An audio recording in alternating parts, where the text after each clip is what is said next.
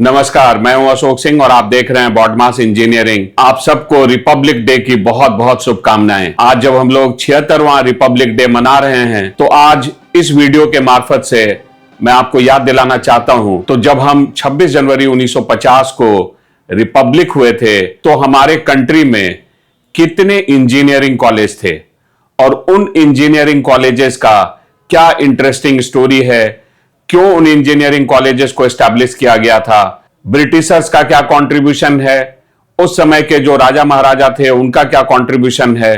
तो इस वीडियो में मैं आपको 26 जनवरी 1950 तक जो भारत के इंजीनियरिंग कॉलेज थे उनके बारे में डिटेल से बताऊंगा। भारत में जो पहला इंजीनियरिंग इंस्टीट्यूट, मैं यहां पे कॉलेज नहीं बोल रहा हूं क्योंकि वो एक सर्वे इंस्टीट्यूट था, यह शुरू हुआ था उस समय के मद्रास के आउटस्कर्ट गिंडी में। आज ये अन्ना यूनिवर्सिटी का one of the most reputed college है। ये एशिया का सबसे पुराना टेक्निकल इंस्टीट्यूट था, यूरोप से बाहर स्टैब्लिश होने वाला पहला टेक्निकल इंस्टीट्यूट था। 1794 में ये स्टार्ट हुआ था और ये ईस्ट इंडिया कंपनी को मदद करने के लिए सर्वेयर बनाने के लिए खोला गया था। बाद में इसे 1858 में सिविल इंजीनियरिंग स्कूल में कन्वर्ट किया गया। तब से इसने डिप्लोमा अवार्ड करना शुरू किया था। 1920 में यह कॉलेज ऑफ इंजीनियरिंग गिंडी के रूप में एस्टैब्लिश हुआ। इस कॉलेज में mechanical engineering, civil engineering, electrical engineering, telecommunication engineering, तब highway engineering, printing technology, material science,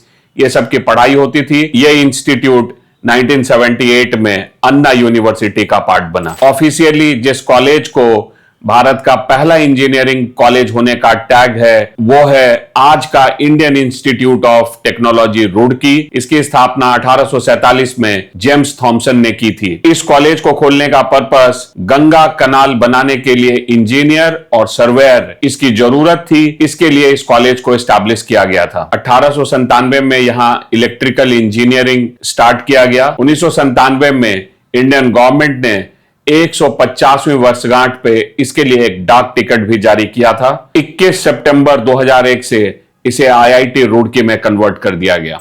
इसके बाद आता है कॉलेज ऑफ इंजीनियरिंग पूना। 1854 में इसकी स्थापना की गई थी और यह one of the oldest engineering college है। इसका पर्पस था मिलिट्री इंजीनियर को ट्रेन करना। यह महाराष्ट्र का पहला इंजीनियरिंग कॉलेज था।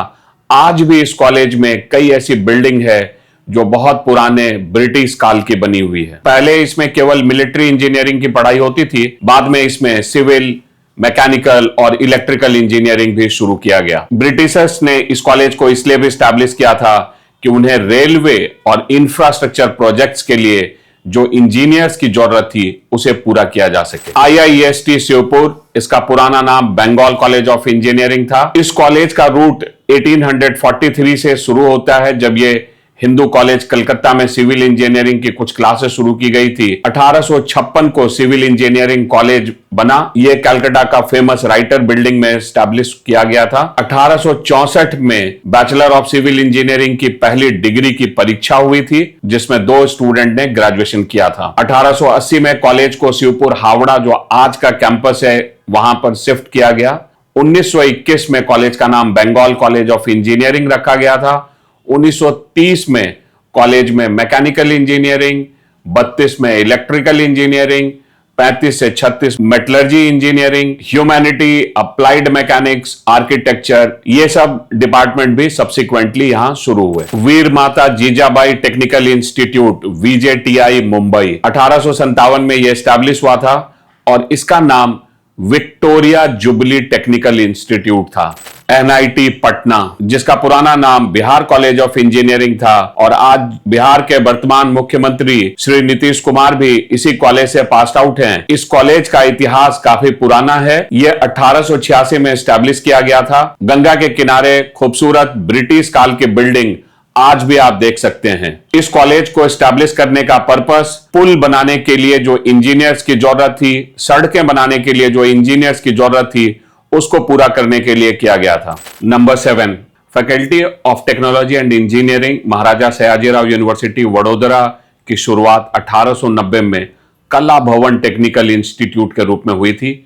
इसका मेन पर्पस था स्टूडेंट को टेक्निकल इंस्टीट्यूट देना और ये सेनापति भवन में लोकेटेड था। भारत में इंडस्ट्रियल रेवोल्यूशन के बाद देश और राज्यों में इंडस्ट्रियलाइजेशन बढ़ गई थी और उसकी वजह से टेक्निकल एजुकेशन की जरूरत थी। इसी जरूरत को पूरा करने के लिए कला भवन टेक्निकल इंस्टीट्यूट का फाउंडेशन रखा गया था। 1949 में महाराजा सयाजीराव यूनिवर्सिटी का एस्टैब्लिशमेंट हुआ। इसके बाद इस इंस्टीट्यूट को महाराजा सयाजीराव यूनिवर्सिटी में इंक्लूड कर लिया गया। आज faculty of technology and engineering MSU में इंजीनियरिंग, टेक्निकल और साइंस रिलेटेड सब्जेक्ट्स में हाई क्वालिटी एजुकेशन दी जाती है। नंबर 8, जादवपुर यूनिवर्सिटी की इंजीनियरिंग हिस्ट्री में बंगाल टेक्निकल इंस्टीट्यूट का मेजर कंट्रीब्यूशन रहा है, जिसका फाउंडेशन 1906 में society for the promotion of technical institution ने रखा था। ये इंस्टीट्यूट 92 अपर सर्कुलर रोड पर लोकेटेड था। 1910 में society for the promotion of technical education Bengal का merger national council of education NSE के साथ हो गया। उसके बाद NSE ने बंगाल टेक्निकल इंस्टीट्यूट का नाम बदलकर college of engineering and technology Bengal रख दिया। इस NSE के साथ बंगाल के बड़े बड़े फ्रीडम फाइटर एसोसिएटेड थे और 1940 तक college of engineering and technology Bengal एक यूनिवर्सिटी की तरह काम कर रहा था। 24 दिसंबर 1955 को वेस्ट बंगाल गवर्नमेंट ने जादवपुर यूनिवर्सिटी का एस्टैब्लिशमेंट किया।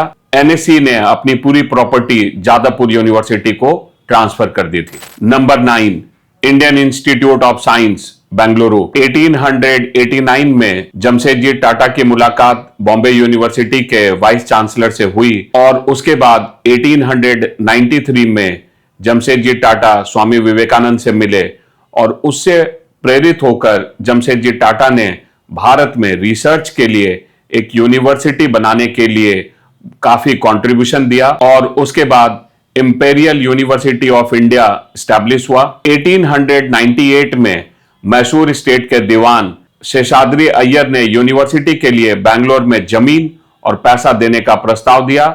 1901 में British chemist sir William Ramsay ने बैंगलोर को रिसर्च यूनिवर्सिटी के लिए सेलेक्ट किया।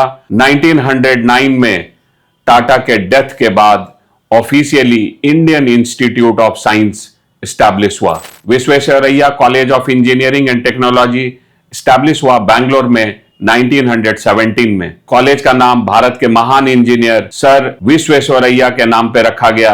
कॉलेज का मुख्य उद्देश्य भारत में बेहतरीन इंजीनियर प्रोड्यूस करना था। Number 11, Indian institute of technology Varanasi. IIT BHU की शुरुआत बनारस इंजीनियरिंग कॉलेज के रूप में 1919 में हुई। उसके बाद कॉलेज ऑफ टेक्नोलॉजी और college of mining and metallurgy की भी स्थापना की गई थी। 1968 में BHU के तीनों engineering college, Banaras engineering college, college of technology और college of mining and metallurgy को मिलाकर IT BHU किया गया। 29 जून 2012 को पार्लियामेंट के एक्ट के द्वारा IT BHU को IIT वाराणसी में बदल दिया गया। Number 12, government college of engineering and leather technology Kolkata. 1919 में कलकत्ता में इसे शुरू किया गया था। पहले इसका नाम कैलकाटा लेदर इंजीनियरिंग कॉलेज था।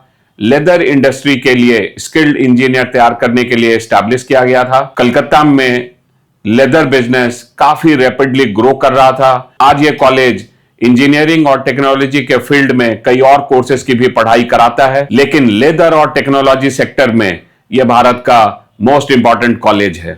Number 13, Harcourt Butler technical institute Kanpur. यह 1920 में एस्टैब्लिश हुआ।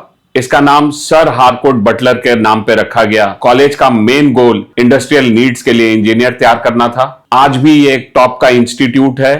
अब ये एक यूनिवर्सिटी बन चुका है। उत्तर प्रदेश का one of the most respected technical university है। University of technology Chandigarh. आज ये एक टॉप रेपुटेड चंडीगढ़ का यूनिवर्सिटी है, जिसमें एडमिशन के लिए आपको जैक चंडीगढ़ से जाना पड़ता है, लेकिन इसकी शुरुआत पंजाब इंजीनियरिंग कॉलेज के रूप में 1921 में हुई थी। 1953 में यह पंजाब से अलग होकर चंडीगढ़ में आ गया और 2003 में यह एक यूनिवर्सिटी में कन्वर्ट हुआ। यह चंडीगढ़ का लीडिंग टेक्निकल यूनिवर्सिटी है। Number 15, Indian school of mines Dhanbad. आज इसे IIT का स्टेटस मिल गया है, लेकिन इसकी शुरुआत 1926 में स्कूल ऑफ माइंस के रूप में हुई थी। और इसका मेन उद्देश्य माइनिंग और मेटलर्जी के लिए स्किल्ड प्रोफेशनल बनाना था। धनबाद के नजदीक में कई सारे कोल माइंस होने के कारण इसे धनबाद में स्टैब्लिश किया गया था। आज ये एक आईआईटी बन चुका है। Number 16, institute of chemical technology Mumbai. 1933 में यह स्टैब्लिश हुआ। केमिकल इंजीनियरिंग के लिए यह भारत का टॉप इंस्टीट्यूट है।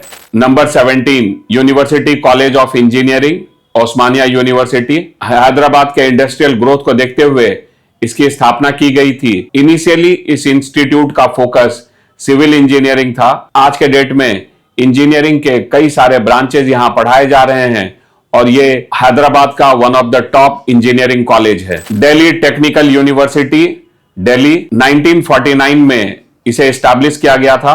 तब इसका नाम दिल्ली कॉलेज ऑफ इंजीनियरिंग था। आज ये दिल्ली का लीडिंग टेक्निकल यूनिवर्सिटी है। 2009 में इसे यूनिवर्सिटी का स्टेटस मिला था। ये कॉलेज रिसर्च और इंडस्ट्रियल कोलैबोरेशन के लिए फेमस है। Andhra university college of engineering Visakhapatnam. Visakhapatnam एक नेवल बेस था और नेवल आर्किटेक्चर की पढ़ाई के लिए इस इंस्टीट्यूट को एस्टैब्लिश किया गया था। इस इंस्टीट्यूट का फोकस सिविल इंजीनियरिंग और नेवल आर्किटेक्चर था। आज यह आंध्र प्रदेश का लीडिंग इंजीनियरिंग कॉलेज है।